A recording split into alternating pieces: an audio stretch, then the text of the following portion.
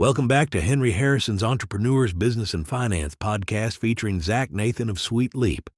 Don't forget to like and subscribe so you don't miss an episode. Enjoy the show. Welcome to the Henry Harrison podcast, Entrepreneurs, Business, and Finance. Today we are very pleased to have Zach Nathan on with us. He is a repeat entrepreneur. Now we've become friends. We actually live in the same city in Dallas, introduced by another mutual friend. And he has a company that's very interesting called Sweet Leap. And we're going to learn a lot about that and other things about Zach. Hello, Zach. Hey, Henry. Glad to be So, here. yeah, good. And I like your background. That's pretty cool. I just got to ask because it's there. Are you a guitar collector or do you actually play guitars? I actually play guitar. I have a very small collection. The entirety of my collection is behind me, plus one electric guitar. So, Okay. but yeah, I've been playing guitar for, about almost 30 years now. Wow, wow. So, in a band, at a synagogue, where do you play? I Oh, used to be in a band. That's actually how I met my wife. I, it started off in a band in business school. We used to play all the NBA happy hours when I went to business school at UT on 6th Street. And then when we moved back to Dallas, I actually was still, some of the guys from the band were here and we were still playing some shows. And we were playing a show, and my wife's cousin's friend was also friends with me and randomly brought her to the show. And that's the first and only time I've ever picked up a girl playing guitar.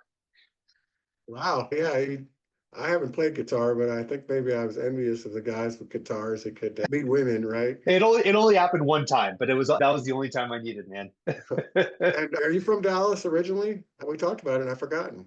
Yeah, so I was actually born in Houston, moved to Dallas when I was 2, and I grew up here. Okay, yeah, and then UT MBA, and then moved back to Dallas. So let's talk about your current business that you're primarily focused on right now, because it's pretty neat and innovative, and it's growing and dynamic. What about it? Sure. It's called Sweet Leap. Um, my former company, which we'll probably get into in a minute, I had the experience of hiring a fractional CFO myself, and it was a real game changer for me as a business owner. And I was thinking, wow, why isn't everyone in the kind of small medium space have a fractional CFO? And what I realized is as I was growing that business, I could have used a fractional marketing person and a fractional HR person, a fractional operations person, a fractional technology person. And so I thought, why can't I just combine all of those under one roof and have a one-stop shop for fractional leadership across every major business discipline? So finance, marketing, operations, HR, sales, and technology. Because for me as a business owner, I thought the problem was I didn't have the right leader on my team to take me to the next level. But really, the problem was I didn't have the time, the resources, or knowledge to properly find and vet that right leader. And then when I did find them, I couldn't afford them because I didn't have three or $400,000 a year to spend on them. So what I really needed was the right expertise, the right leadership at the right time, at the right price. That's what with the right experience that would help me get to the next level. So that's really what we did at Sweet Leap is we brought together all those different functions to really help small, medium businesses figure out how they break through and get to the next level in the most cost efficient way with the right leadership team. And so, what size businesses, what's the sweet spot for you think you're most able to help another company? It's typically, we think about it from a revenue perspective. So typically it's businesses in the $5 to $50 million revenue range.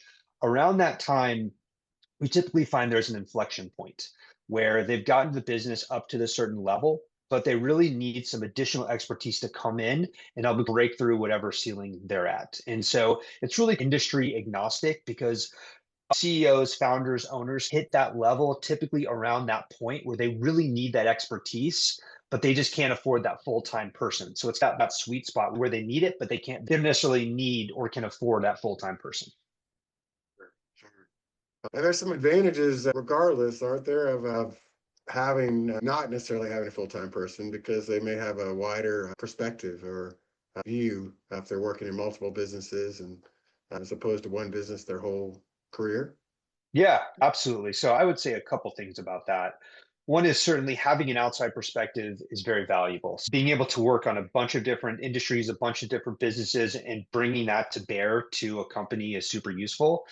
But also, hiring a full-time person is risky and it can be expensive because if it doesn't work out, there's severance, and then if you hire them, there's benefits, there's bonuses, there's a lot of things that kind of go into a full-time hire versus bringing someone in with an outside perspective, but you don't have to pay them for vacation or for benefits or bonuses. And you only pay them for exactly the work they do. Because also a lot of time with the full-time hires, like you may not actually need them full-time, right? So maybe you're wasting some money because they aren't going to be utilized to their full potential, right? So it's really figuring out what the most efficient way is to get that expertise, because really what businesses need is that expertise. So I talked to a bunch of founders, and a lot of times they're like, hey, I don't know what I don't know. I know that I need marketing. I don't know what, I'm not a marketer. I don't know what type of help I need. Can I just please get someone in here to tell me what to do? To certainly help me from a strategy perspective, but also just to be a strategic thought partner and kind of talk through some things with me, help me figure out who the right team is that's going to help us get to where we want to go. And what is the profile of it, or you tell me, how would you describe the people that you bring on to place at founders companies? Yeah. All a lot of gray hair, 40s. You don't have any gray hair, but I got a little bit. I got a little bit here. It's a pretty wide variety. So we'll start with the grayest hair, where it's someone that is, for example, near retirement. They've been very successful, and maybe they only want to work 5 or 10 hours a week, but they love helping entrepreneurs. They love helping businesses. It's fun, but they're bringing all that experience to bear from years of either working in corporate or small business or some combination of both of those. Up to, or on the other end of the spectrum, which is someone that again has either been in corporate world or small business world, and they may not want to do the kind of classic corporate rat race where you're working for somebody else and dealing with all the politics.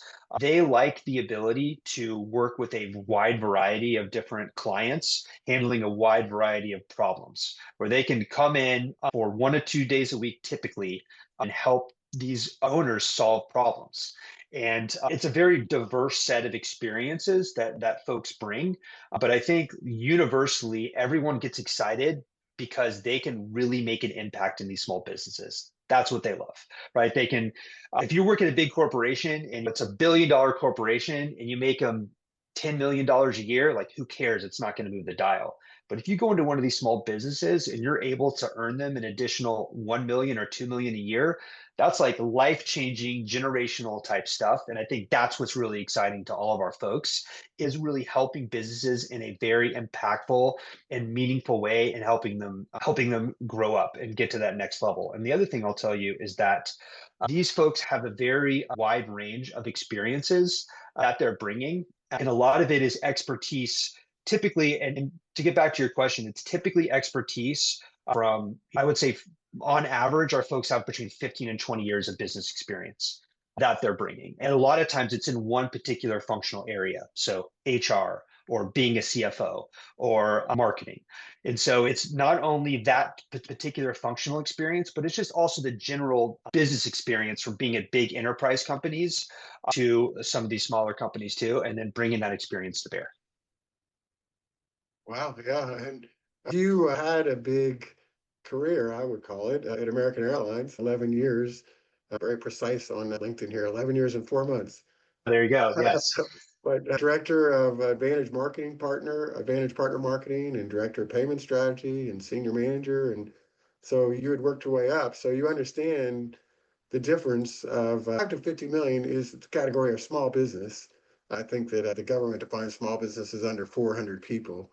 But I think many people would say those are also they're large businesses too. It's not a one-man shop. It's not a solo entrepreneur. It's not a single franchise owner, but it's not American Airlines. It's And not American Airlines, no.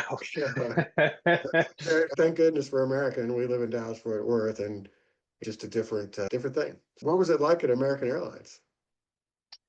I loved working at American Airlines. It was really where I started, I would say, in my professional career, and really where I cut my teeth. And as a newly kind of minted MBA, it's really cool because What they did, I'm not sure if they do it now, but what they did is they would essentially put you in a job and then move you around from year to year. So I was actually able to get a very large breadth of experience doing a bunch of things that I really had no business doing. So everything from corporate sales strategy to labor union negotiations to, you mentioned Advantage. I spent a bunch of time on the City Advantage team helping run the City Advantage credit card. But it was all about moving around and going into a job that you had no business being in, getting up to speed as quickly as possible and figuring out how you can add value. And what that does is it builds leaders from not necessarily like an expertise depth perspective, but more of a breadth perspective.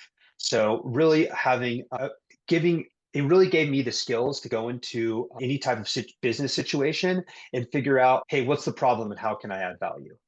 And so I loved that. I loved the people I worked with there. Absolutely top notch, super high class people. The issue for me was I'm just an entrepreneur at heart, and so I think it's not the most conducive to the entrepreneurial spirit. Sure. Yeah.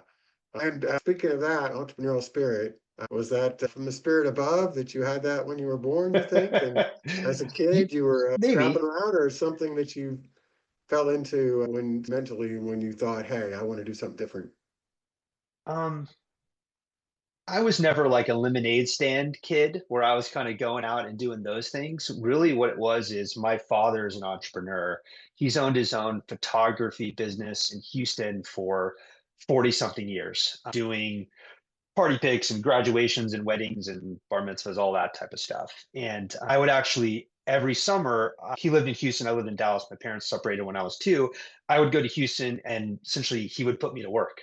And so I would work for him throughout the summer, like a 12-year-old kid taking pictures at a party, all the type of things. And I loved the lifestyle, the hustle. We would go to the arcade in the middle of the day and play video games. And I was like, this is great. And then go back to work. And I kind of love that flexibility, but also just how he was handling all the problems and it was fun and exciting. And that always appealed to me. But the problem was, I never really had a good idea for what I was going to do. I was like, I always had in my heart that I wanted to do something similar and own my own business. But I didn't really have a great idea. I'm not really an idea. I'm not really an ideas guy at heart. But as far as executing stuff and the entrepreneur stuff, I love. And so I went through business school thinking that I'll go work for a company, get some experience, and go out on my own, having no idea what I was going to do. But I always kind of had that in my heart that I kind of wanted to follow after dad's footsteps.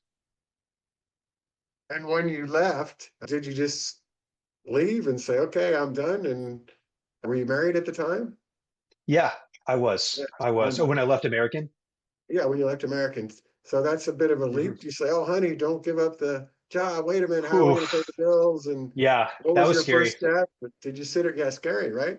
Yeah. Yeah, that was scary. What happened was is I had a friend who we decided to start an urgent care business together, and I actually worked at American nights and weekends essentially for 2 years to get that business off the ground, working I don't know how many hours a week, doing a full-time job at American, and then also managing that other urgent care business because I wasn't going to feel comfortable leaving American until that business got to a point where it could provide at least some of the salary that I was getting on the American side.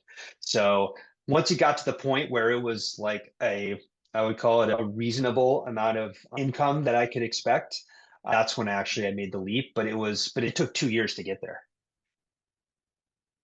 That's long 2 years with working two jobs, Yeah, basically. it Um, was 2 years, small kids at home, and a lot of sleepless nights. That was a wild time. so that was the urgent care because you've got a few medical things on here, and then also safe work. I'm just looking at your LinkedIn to try to help me ask the right questions. Yeah, no, that's exactly it. Yeah, so it was the urgent care. I started a local urgent care business here in DFW. Along that, started a medical billing business essentially to service the urgent cares, other customers too. And I went into that really with no healthcare experience, very similar to my American Airlines deal. It's like, hey, it's just another business problem. Let's figure out how to solve it.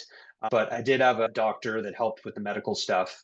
And we essentially jumped right into that, grew the urgent care business along the medical billing business kind of grew alongside that. And then there were some, I would call it adjacent businesses that were started because of the urgent care business. So you mentioned safe work. That was during COVID. We had the idea that businesses are going to need to do COVID testing in order to get their people back in the office. And so we actually went to businesses and would do remote testing for COVID at those businesses. So it was an interesting idea because a lot of businesses went the opposite way, which is like everyone's going to work from home, no one's going to go back into the office. But it was an interesting time of propping up a business in the middle of COVID to kind of help get people back to work. So that was one of those. We also started an ER physician staffing company and some other stuff, but all kind of adjacent in the healthcare world. Whose idea was it to do the testing in the office? I think that was my idea. Yeah, yeah, you're not giving yourself credit for Yeah, being the okay, you're right. idea Okay, guy. you're right. That was Once in my a idea. while, once in a while. Yeah, I did say I wasn't an ideas person. Uh, That one was my idea, but we enlisted some other partners and had some other help along the way. it's an interesting because you have a wide variety of experience, an entrepreneur, multiple entrepreneur series of businesses leading to this current one, and then you have the corporate background. So I think that would benefit your clients because you have that perspective. And of course, you're bringing to bear other experts for the client. You're not the one going in, I don't expect. Have you done that yourself? Have you gone into a company? So yeah, actually, when I started off, I was like, and like all jobs, I like to do it myself first before I hire someone else for it. So I spent some time doing some fractional stuff. I still have one client where I'm their fractional CFO because I love it so much. I love the client. I love the work. So I spend a little time helping them and the rest of the time growing the business. But I think for my clients is that I have the enterprise experience in American. I started my own business, grew it from zero to $20 million. And so where I was the owner and the CEO, and I hired a fractional to come help me in that business. And then I'm also a fractional and I understand what that's like. So I feel like I have it covered from all the different angles, which makes it great because then I can partner with my clients and I can really understand and help them work through some of the same problems that I have and help them figure out what are the next pieces they need to put in place to get to get to the next level. And because we got a chance to know each other before we came on, I think that most entrepreneurs and some of the biggest, I've forgotten how many times the Ford went bankrupt before he got started. I think it was three before he actually got the Ford going in the beginning, creating the Model Ts. One of your businesses was a tough ending. And there's a lot of value in that too, learning from that and understanding the feelings of that. Your clients are going through a tough time, the empathy, not that you wouldn't have empathy anyhow, but it's different when you've been through it. Yeah, it's different when you've been through it. And I think a lot of a lot of it is knowledge, experience, a lot of it's luck.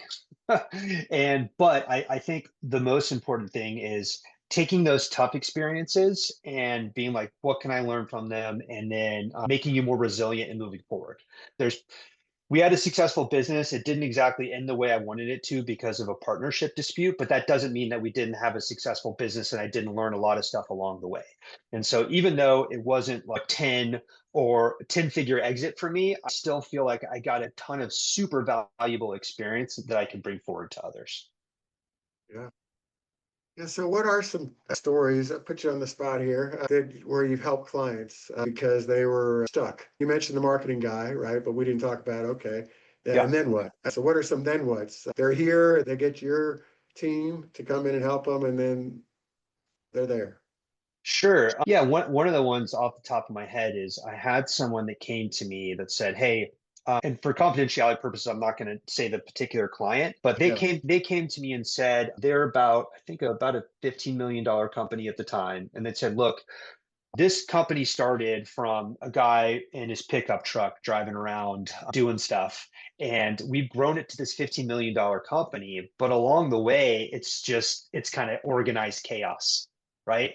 He's like, we're successful, but we're just kind of stumbling over each other. And really, we just need some more adults in the room. Can you just help us figure out what to do?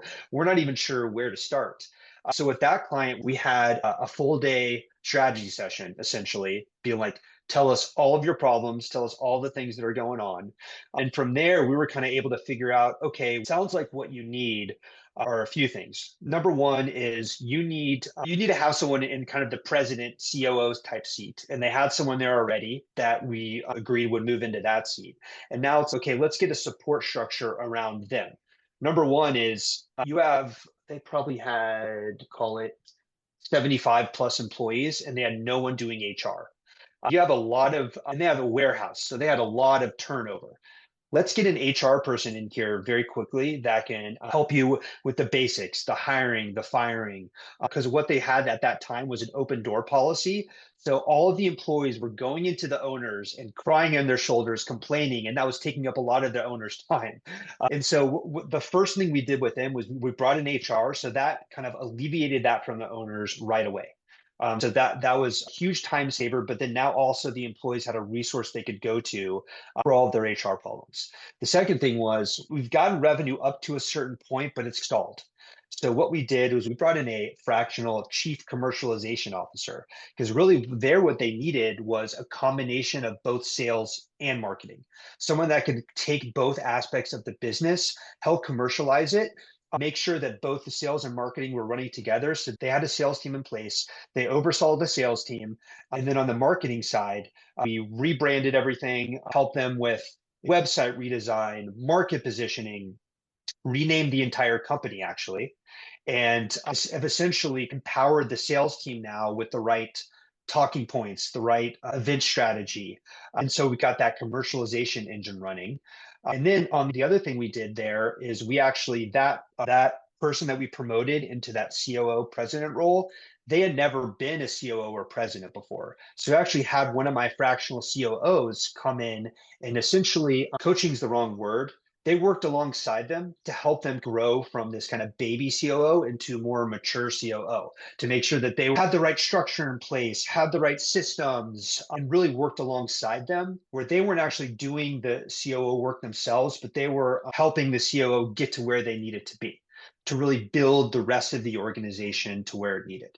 So that's been a huge success story for them. We've essentially turned around their business, and turnaround is the wrong word. We've helped their business grow from a mom and pop back to the pickup, non-organized, to a very clear org chart where people know what they're doing. We have a demand engine that's working.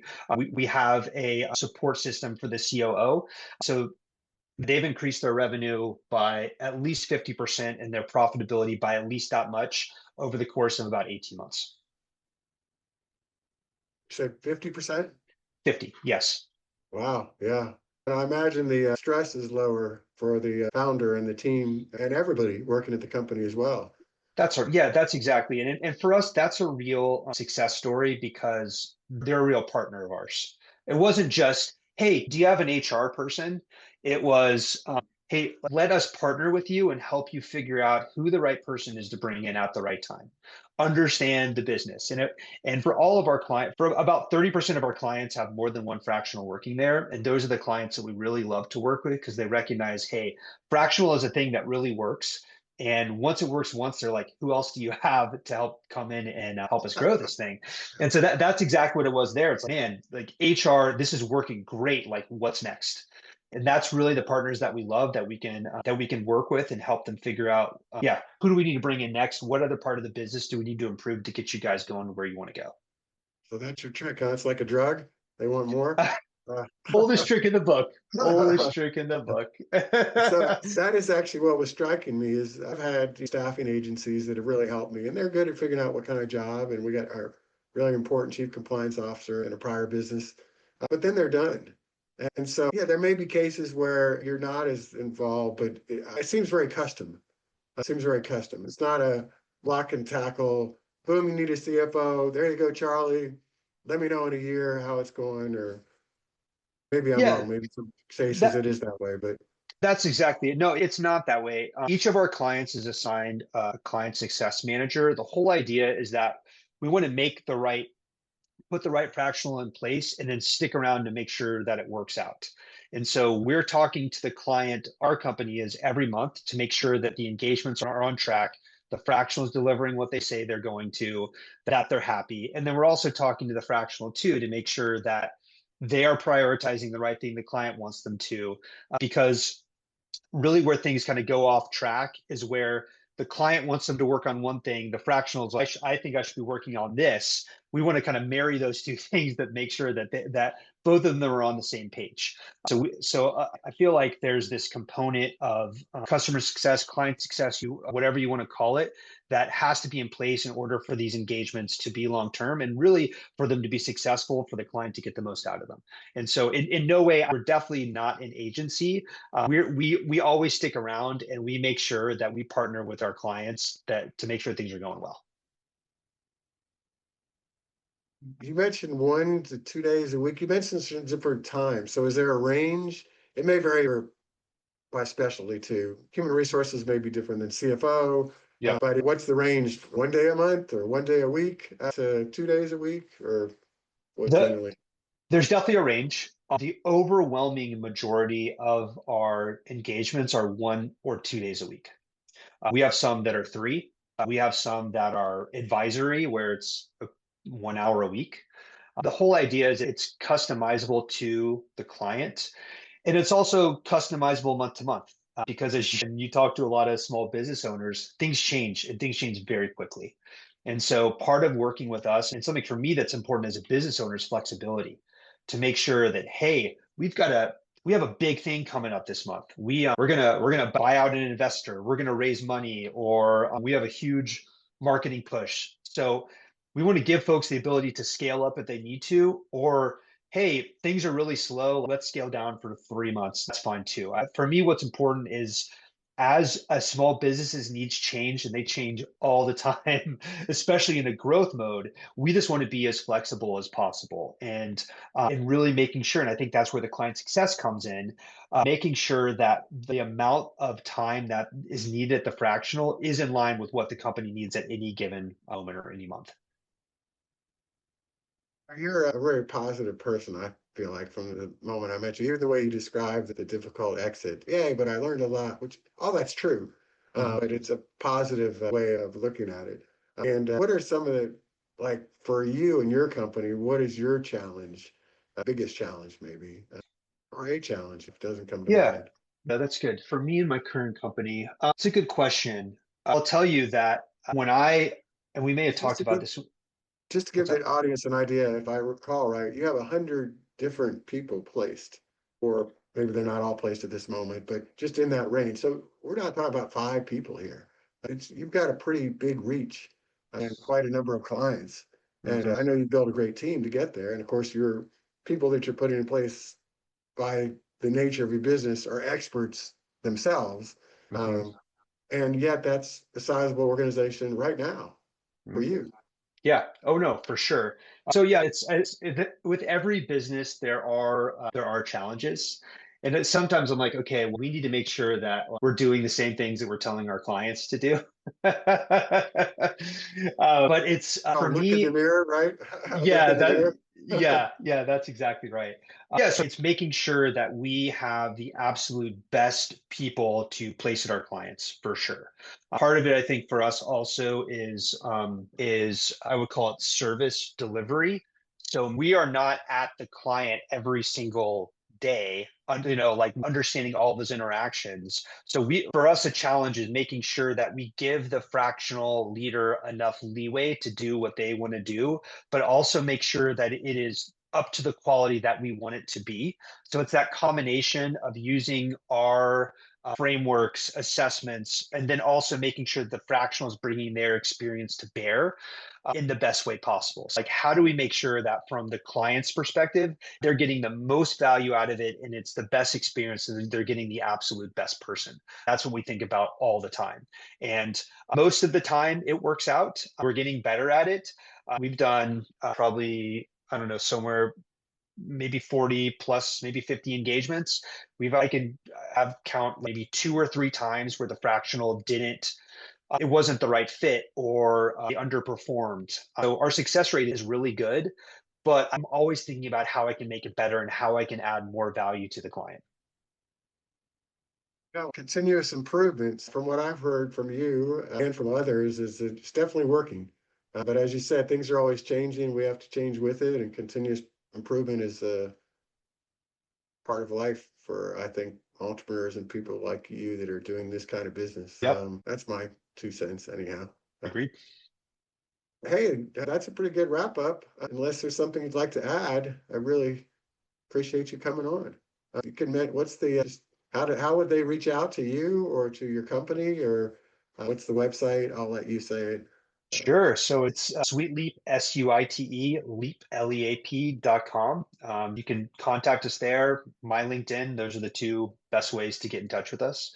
And yeah, even if a lot of times we talk to folks that may not know about fractional, they may be fractionally curious, try to learn a little bit more. And a lot of what we do is just figure out, hey, is fractional a fit for you? A lot of times I tell people it's not. Maybe their problems are too small, like they need a bookkeeper versus a fractional CFO, or their problems are way too big and they need to hire a full-time person.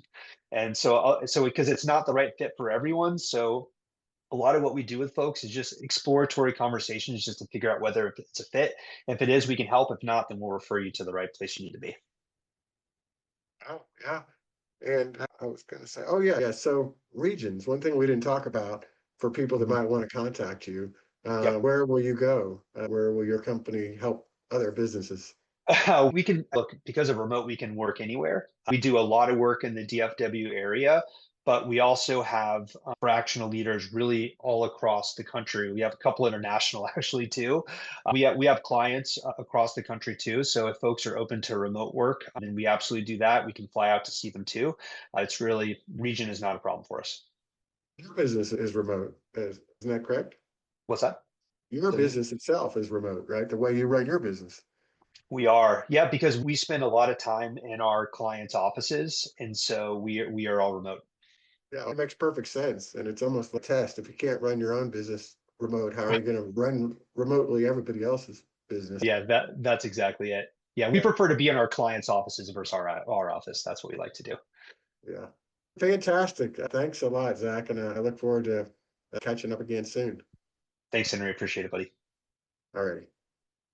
Thank you for watching Henry Harrison's Entrepreneurs, Business and Finance podcast here on YouTube. Remember to subscribe so you never miss an episode. You can also search Henry Harrison Podcast on your favorite podcast platforms.